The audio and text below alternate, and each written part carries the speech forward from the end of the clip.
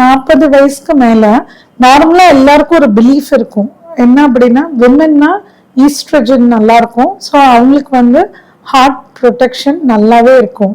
So heart அட்டாக்கான வாய்ப்புகளே இல்லைங்கிறது ஒரு conception எல்லாருக்கும். But not so.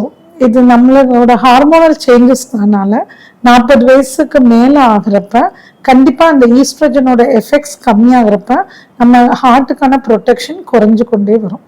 இப்போ இன்னொரு முக்கியமான விஷயம் என்ன அப்படின்னா, டயபெட்டிக் விமன், டயபெட்டிஸ் அதாவது சர்க்கரை வியாதி இருக்கக்கூடிய பெண்கள் 40 வயசு கீழே கூட இருக்கலாம், 40 வயசுக்கு மேலேயும் இருக்கலாம். ஸோ இவங்களுக்கு வந்து சுகர் வந்தாலே இந்த ஈஸ்ட்ரஜனோட ப்ரொடெக்டிவ் தன்மை, அது பாதுகாக்கும் தன்மை வந்து குறைந்து விடும்.